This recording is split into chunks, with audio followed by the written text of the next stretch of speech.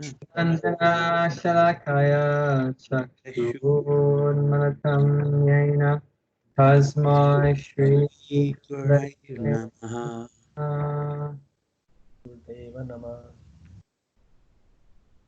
Bob, you want to read the English for that, please? I was born in the darkest ignorance, and my spiritual master opened my eyes with a torch of knowledge. I offer my respectful obeisances unto him.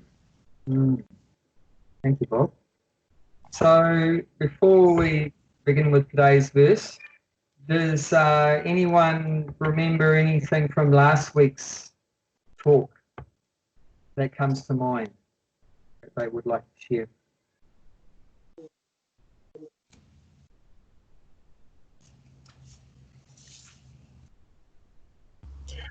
There's so much depth, Abhay, in you know, what you bring out of the verses. I've taken notes. Okay.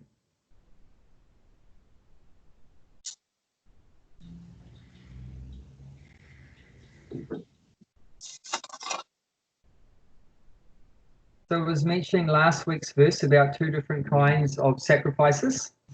One's a sacrifice made to what were the two different? Yeah, ultimately, every kind of sacrifice ends up at Vishnu or Krishna. The person doing the sacrifice might not be conscious of that that's the final point of their offering. But the fact is, and Prabhupada explained it in the purport, that ultimately it all ends up with Vishnu or Krishna, God. Yep. But the person's mentalities are different mentalities. Like we're hearing about some persons, they do sacrifices to different demigods. That was mentioned in the translation, worship of demigods. And the other kind of, another kind of worship mention, of sacrifice mention, is a sacrifice to Brahman. You remember what the Brahman is? What's Brahman? What is Brahman? Yeah. Yes. God in what feature? Well, there's three. Yes, very good. Who's that? That's a dog. Is it? Yes, she's come up to join us. Yes, three. So the three, impersonal Brahman. Yes. And he is he was the first. Is that correct? He's part of Krishna. He's but he's first being. Not being, that's like the first level of realizing God. That's Yes. all pervading energy. Pervading energy, that's correct. That's right. Brahman is not a person, but it's the energy of God. Yes. Energy of the person, which is Krishna. Yes. So the light, the effulgence from Krishna's body, that is the Brahman, and that pervades everywhere in the spiritual world and the material world. That's the Brahman. Yes. And that's one aspect of God. You can't separate the effulgence from God's body from God. It's not two things. It's one. Like we talked about the sun, right? Yes. You have the sun planet, you have the sun light, and you have the sun God. You can't separate any one of those three things. All together, we know that is the sun. If you took the sun God away from the sun, what would happen? Well, you wouldn't have the sun. You wouldn't have the sun. If you took the sun planet away from the sun, what would happen? The same. You wouldn't.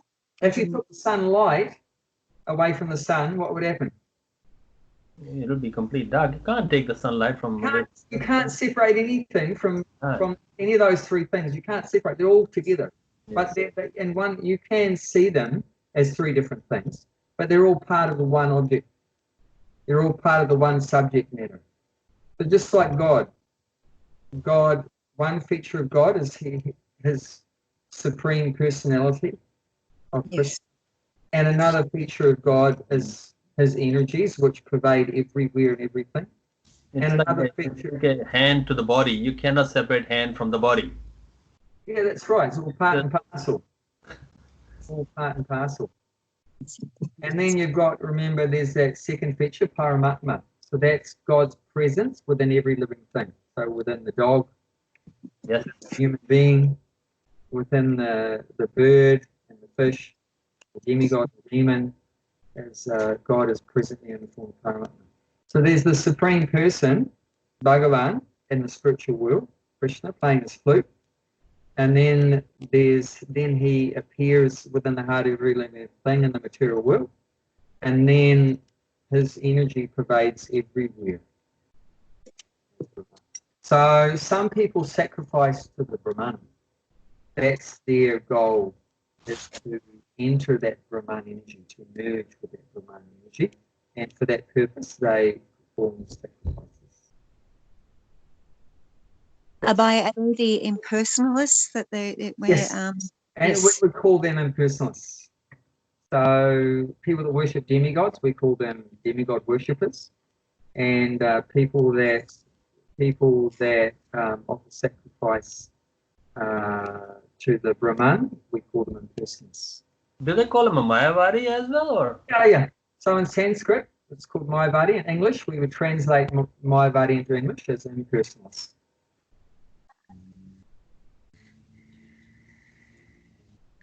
Okay, so we'll just give a bit of an overview of what we've come up to now in the Bhagavad Gita in the 4th chapter. So it begins with the understanding that we're not the body, that we are the spirit soul, right? That's the first instruction of Krishna. We're not the body, we're the spirit soul. So us being in the material world, how is it working out for the spirit soul in this material world? Difficult. Well? Huh? Difficult. Difficult. Yeah, we're like a fish out of water here, aren't we? Yep. Pretty much. Yeah, so Prabhupada explains it's like an incompatible situation for the soul to be in the material world. We're an eternal blissful soul. We're stuck in this temporary, miserable world full of evil. So, it's telling us right from the first word that we're not this body, we're the spirit soul. And we should develop a desire to get free from this material world, which is like a bondage or entanglement for the spirit soul. So, what is causing the soul to be entangled in this material world? What is the number one reason why the soul remains in this material world? What brought us to this material world? I think it's our desire from the past life. Yeah, our desires, because of our desires for sense gratification, right? That word comes up so many times, sense gratification. Basically, we have the desire to please our own senses. We want to satisfy our own senses. That's called sense gratification. Whatever life I'm in, so I must have desire in sometime in my previous life or so. That's why I'm having this life. Is that correct? Yeah. So this life is a continuation of the desires from the past life. So whatever unfulfilled desires we had in our last life, we're given an opportunity to follow on from that. So Krishna is giving us another body to give us a chance to fulfill those desires we had in our last life. And you have to be really careful what you desire for. I was thinking I'll be, your brother in next life. Isn't it beautiful? Of course, it is like, it's just it's a desire. I can't. You're trying to lock me into the material world. Huh? You've been trying that for a long time. You better not be trying to lock me into this material world. It's not you, it's me. To fulfill your desire to be your brother. We're already brothers. We're spiritual brothers. We're all Krishna's children. So you don't have to have a desire to be a material brother. Okay. Brothers. So At the end of the day, just no desire at all. Like when we are at the deathbed. Mala's here. Bhakti Mala's here. Hare Krishna, sorry. That's okay. That's okay. Nice to see you. That's okay. How are you? I'm good, thank you. How are you? Good, thank Wonderful. you. Good, good. Right? Good. Very happy now. We're talking about Krishna. This is the real nectar. Yeah. Exciting. So yeah, we're just giving a bit of a background about the Bhagavad Gita up till now in the 4th chapter. So it begins with we're not the body, we're a spirit soul, very fundamental understanding. And from there we understand that we can't be truly happy in this material world because it's not our real home. We belong in the spiritual world because we're spiritual beings. We're not material beings. We're not matter, as we're led to believe from biology class in school, that we're just a bag of chemicals. When we're more than that, we're actually an eternal soul and we have an eternal relationship with God, with Krishna. And in separation from Krishna, we're suffering in this material world. And due to misidentifying with this material body, we're undergoing so many problems. So, Krishna, once we understand who we are, that we're the soul, and we understand what we've been doing wrong, Gulshan just said, is that we're trying to satisfy our senses. So the sense gratification, as we've been going wrong, we've been trying to make ourselves happy in this material world through satisfying the senses of the body. And what's the problem with just trying to satisfy the senses of the body? Because it's never been satisfied anyway. Well, yeah, it doesn't What? matter how much you try to satisfy the senses, they never become satisfied. And what else does it do? Apart from that, you're not going to be satisfied. But we were just explaining, it locks us into another body. Yes. You want to satisfy your senses, there's going to be a reaction to that. So every activity you do for sense gratification, there's going to be a reaction to that. And that reaction takes the form of another body. And it might be, if you've done good actions, you go to a heavenly place and have a heavenly body. If you do bad actions, you get a hellish situation, a miserable situation, and a horrible place like that. So you're going up and down the material world, depending on you come into an animal body or a fish body or whatever. So this process we've been following, trying to satisfy our senses, being in ignorance, thinking we're the body, is causing us to become entangled in this material life after life. So then what's the next step in the Bhagavad Gita? What's Krishna's prescription? How do we get out of this entanglement of sense gratification? Identifying ourselves with the body and trying to satisfy the body's senses, and then continuing life after life, suffering, birth and death and old age and disease. Being in the material world means 4 kind of suffering. So you can't escape birth, old age, disease and death. So anyone that's a little bit smart doesn't like these things. We want to be free from these miseries. So, and it's sense gratification that's causing us to go through these miseries. So then what's the prescription? Well, Control the senses is one thing. Yeah, control the senses. So you want to take the senses away from sense gratification. So then what are you going to do with your senses? Can you turn the senses off? No. Engage them in Krishna service. Yeah. You then it comes up in the Bhagavad Gita, we have Karmayoga, right? So, and that's you're performing your activities, you're using your senses, but in connection with the Lord. That's the yoga. Yoga means to connect. So for the pleasure of the Lord. So that's where it comes in. Krishna explains, you act for the satisfaction of God. Up till now, what have you been doing? You've been acting for the satisfaction of who? Yourself. yeah. For ourselves, for me. We've been acting for our sense gratification, ourself, that sense gratification. I've been acting for my pleasure, for my satisfaction. So spiritual life begins, or yoga, sacrifice, begins when I have been acting for me, but from now on, I'm going to act for God's satisfaction. I've been trying to satisfy myself, but now I'm going to try to satisfy God. And that is yajna. That is the essence of yajna, what yajna is. Any action we do to satisfy God is a yajna. So that yajna takes different forms. So don't get hung up on the form. One form of yajna or sacrifice is throwing things in a fire. But that's not only what sacrifice means. Don't just think sacrifice means fire sacrifice. That's one form of a sacrifice where you're trying to satisfy God by offering nice things like ghee and grains and fruits and sweet rice and things into a fire and chanting mantras and so forth. But there's other ways. So now we're hearing in this part of the Bhagavad Gita about different kinds of sacrifice. There's many different kinds of different forms. But the purpose is one purpose, to try to satisfy God. So always remember that. Don't forget that point. Our purpose is to try to satisfy God. Now, how you're going to sacrifice, how you're going to satisfy God, you might go through some different processes. There's different processes to satisfy God, but the purpose is the same.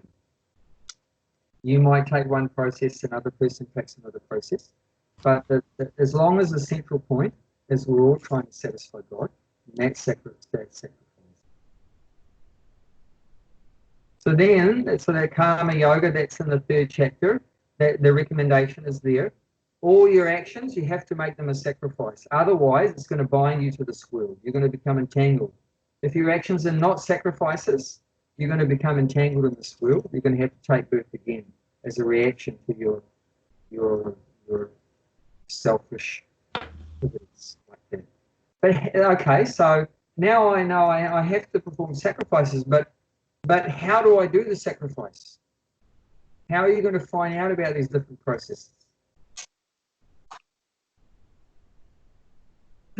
What do you need to perform a sacrifice to please God? What do you need? I think it's need a bit of discipline to start with. Okay, discipline. And my father-in-law is saying you have to offer something. Now, what are you going to offer? whatever we got, whatever, even if it's a little flour or whatever we cook or anything, it's just an offer to Krishna's first. Like, it's just a offering. You can offer, love has got no boundary. Even a little leaf of tulsi is offering. Yeah, well, how did you find out about tulsi? Because of Abhay and Bhakti Mala. So the essential point there, before you can really engage in sacrifice, you need some knowledge. Yeah. Knowledge is Abhay. Abhay is knowledge. There's We're no in the full chapter now. What is it called? Read the top of the page. transcendental knowledge. Transcendental You need knowledge. transcendental knowledge. To be able to do sacrifice, you need transcendental knowledge, because you can't do a sacrifice in ignorance. No, of course not. You'll just be going to, like now, that the level 4 in New Zealand's been taken away. Now it's level 3. It's loosened up a bit. Then what's everyone doing? They're queuing up at McDonald's. Oh, And the rubbish bins back to are the square full one. of empty Very smart, are they? clay bags, because they're just ignorant people. So are those people going to be doing sacrifices for Vishnu? No. Not really. Why not? Because they're in ignorance. Why are they in ignorance? Because they haven't had the association with. They don't have a Bhagavad Gita. They haven't got a Don't Bhagavad Gita. know where Abhay lives. Where do you get Bhagavad Gita from? What, from Abhay? Everything. In the beginning, when I came to the Bhakti Tree, and I was thinking that all the literature is written by you. It says A.C. Bhaktivedanta. It's all written by you. You are the one writing all the Gitas, everything. You say, Abhay Charan, I thought you are the writer of all these. I didn't know that. I was ignorant. That's right. Time applies around Das. Don't forget Das. Das is But like my knowledge, like I'm nowhere near like anyone. I'm just seeking. I'm a seeker. We'll keep the jokes till the end of the session. Oh, okay. Just keep going, carrying on now. Why can't So- I see you, Gulshan? Sorry? Why is there just a photo of you? You can see I'm sitting in front of it. I don't know how could I. It's not moving, it's just a fixed, it's just a You're fixed. painting. Picture. It's not selected as video call. You can select and pick the picture if you like, but it's. When Brett comes, if Brett comes, get him to show you, Oh yeah, sure. because you don't want to push the wrong button now and you'll end up disappearing completely. No. Yeah. Okay. So we want to do sacrifice, but we need some knowledge to find out how to do the sacrifice, what to offer, and what's the right mood, and how to develop the love and everything like that. So that's why in the beginning of the fourth chapter, if you remember, it talks about the cyclic succession. It's very important. The knowledge is coming down from God through succession of devotees. So it's all the knowledge is connected with God. It's coming down to us. And from that succession, we can understand what is the proper method of sacrifice. So now we're at this point in the Bhagavad Gita. We're connected with the succession. We're hearing we're so lucky in the Bhagavad Gita to hear directly from Krishna. We're hearing directly from God. But whether you hear directly from God or from a guru who's connected in succession to God, that is the same benefit. So that's some of the main points so far in the Bhagavad Gita. That we're not the body, that we're a spirit soul. And what else have we been saying? Just repeat some of the things I've been saying. We need a guru. Yep. Why do we need a guru? It's a For education. Education about what? What do we offer? How do we offer? Transcendental. How to please God. Yeah. How to satisfy God.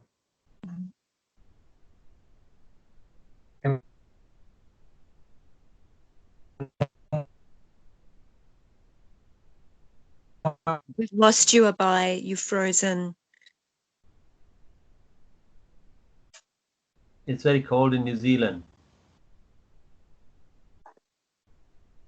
Oops. Hmm. Have you all, Bob and Bhakti Mala, have you lost? No, Yeah. I'm good Yeah. this side. Yeah. As you said, he's frozen. Yeah, it's frozen. I've got everybody else, but I don't have you. So, Sarah, what does he need to do? Reconnect, does he? I don't know. Probably Bob. He might need to ring in again. I'm not sure. I'm not very. I wouldn't say that I was very technologically savvy, but it might come back in. It's just maybe it says Abhay is recording the call. Don't know. Mm.